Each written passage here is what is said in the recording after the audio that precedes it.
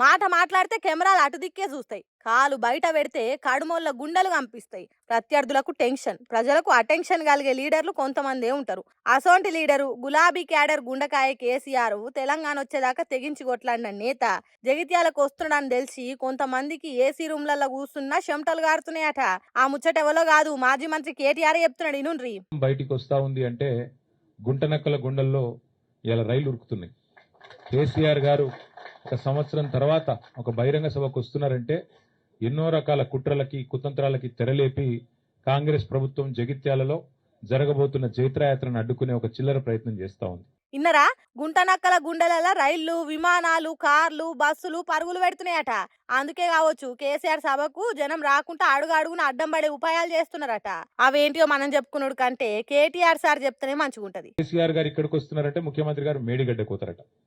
2.5 ఏళ్లకెళ్లి మేడిగడ్డ కోయేందుకు ముఖ్యమంత్రికి టైం లేకుండే అర్జెంటుగా ముఖ్యమంత్రి గారికి కేసీఆర్ గారి బహిరంగ సభ ఇక్కడ ఉంటే టీవీలలో సగం కేసీఆర్ ను చూపెట్టాలి, సగం రేవంత్ రెడ్డిని చూపెట్టాలి, పేపర్లలో సగం రేవంత్ రెడ్డిది రాయాలి, అవతలికు కేసీఆర్ది రాయాలని ఒక చిల్లర ప్రయత్నం. అంటే ఇంత కుత్సితమైన, ఇంత కుసంస్కారమైన, ఇంత చిన్న మెదడున్న ముఖ్యమంత్రి బహుశా భారతదేశంలో ఎవరు ఉండరు, రేవంత్ రెడ్డి తప్ప.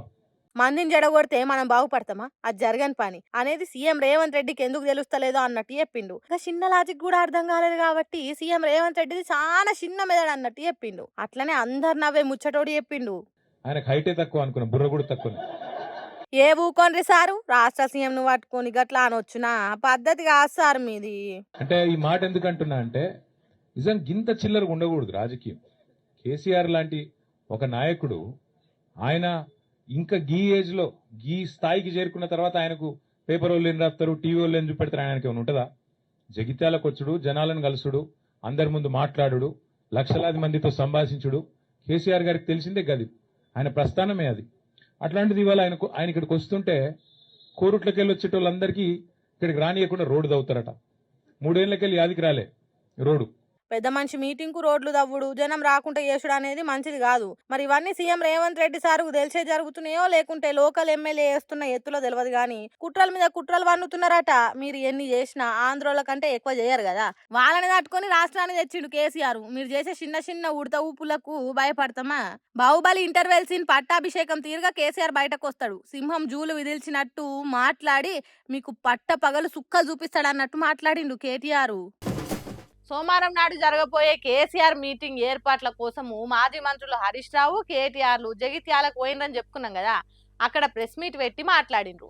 హరీష్ రావు సారు రేవంత్ రెడ్డి మీద జోకులేసి చుట్టూ ఉన్నోళ్లను నవ్వేటట్టు చేసిండ్రు. అబ్బా, ఆ జోక్ ఏంటిదో మీరు కూడా నలుగురికి వినిపించేటట్టు షేరింగ్లు చేయండి. ఇవాళ రేవంత్ రెడ్డి గారు కేంద్ర మంత్రి శ్రీనివాస్ వర్మ ఇంటికి టిఫిన్ కి పోయింది, బ్రేక్ఫాస్ట్. ఒకవైపు ఏం జరుగుతుంది? బీజేపీ ఏమో మహిళా బిల్లుకు కాంగ్రెస్ మద్దతు ఇయ్యలేదు, కాంగ్రెస్ నాయకుల ఇండ్లు ముట్టడించండి అని బీజేపీ పిలుపునిస్తుంది. రేవంత్ రెడ్డి ఏమో ఆ కేంద్ర మంత్రి ఇంటికి టిఫిన్ పోతాడు పొద్దుగాల. అంటే ఏం నాటకాలు ఆడుతున్నారు మీరు? ఇదే కేంద్ర ప్రభుత్వం కాంగ్రెస్ ఎంపీలో ఇల్లు ముట్టడి అంటది, అదే కేంద్ర మంత్రి ఇంటికి రేవంత్ రెడ్డి భోజనానికి పోతాడు. అంటే నీ హైబ్రిడ్ సిద్ధాంతం ఇదేనా? ఇక నీ క్రాస్ బ్రీడ్ సిద్ధాంతం ఇదేనా? నాకైతే ఆ రాహుల్ గాంధీకి సోనియా గాంధీ గారికి అర్థమవుతుందో లేదో నాకు అర్థమైతలేదు. ఈ క్రాస్ బ్రీడ్ సిద్ధాంతంతో ఈ రేవంత్ రెడ్డి చేసే ఈ హైబ్రిడ్ పనులతో కాంగ్రెస్ పార్టీ బతికి బట్టగట్టదా? కాంగ్రెస్ సిద్ధాంతం నిలుస్తుందా? అసలు ఆయన చెప్తున్నది ఏంది? ఇవాళ పొద్దున ఏడిపోయినావు నువ్వు. ఇవాళ దేశమంతా కాంగ్రెస్ నాయకుల ఇల్లు బీజేపీలు ముట్టడిస్తుండ్రు, నువ్వేమో కేంద్ర మంత్రి ఇంటికి టిఫిన్కి పోతున్నావు. అదో పద్ధత, అదో తరీకా? ఏమిటికి వేస్తున్నావు రాజకీయం? సోయున్న పనుల లేని పనుల? సోనియా రాహుల్ గాంధీలకు ఎట్లాగా అర్థమైతలేదు, కనీసం నీకైనా అర్థమవుతుందా? కాంగ్రెస్ పార్టీ వాళ్ళంతా కుడి చేతోని తింటుంటే నువ్వేంది ఎడమ చేతోని తిందామన్నట్టు చేస్తున్నావు. ఒక పార్టీలుండి ఇంకో పార్టీ వాళ్ళతో దోస్తాన్ చేసుడేంది? ఇది నీ ఒక్కనికే సాధ్యమయ్యేటట్టున్నది రేవంత్ రెడ్డి అన్నట్టు చెప్పిండు. క్రాస్ బ్రీడ్ సిద్ధాంతం ఏంది నాయన? ఈ హైబ్రిడ్ పద్ధతి ఎక్కడిది సీఎం గారు అన్నట్టు వేసుకున్నాడు. సరే, మహిళా బిల్లు పక్కకు పెడితే నువ్వు తెలంగాణ ముఖ్యమంత్రివి కాదా? నిండు పార్లమెంట్ లో తెలంగాణ రాష్ట్రం వచ్చిన దాన్ని కించపరిచినట్టు అవమానం పాలు చేసినట్టు మాట్లాడినలతోని నీకు దోస్తానేంది సీఎం గారు అన్నట్టు అడిగిండు. తేజస్వి సూర్య వ్యాఖ్యల మీద ఇప్పటి వరకు రేవంత్ రెడ్డి ఖండించలే. ఎందుకు? బడే బైక్ కోపం వస్తుందనే. నువ్వు తెలంగాణ ముఖ్యమంత్రివి, తెలంగాణ ఏర్పాటునే ప్రశ్నించే విధంగా పార్లమెంట్ లో మాట్లాడి, బయట ఎక్కడో మాట్లాడితే సంబంధం లేదు. అది పార్లమెంట్ రికార్డులో పోయింది.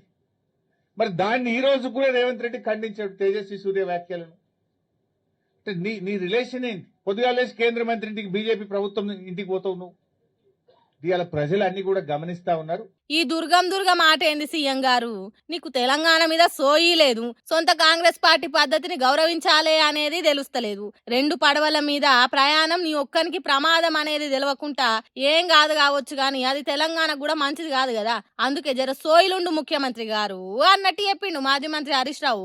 అన్నేమో గాని క్రాస్ బ్రీడ్ సిద్ధాంతం ఏందని అనే వరకు పక్కకున్నోళ్ళు నవ్వులే నవ్వులు పోన్రి.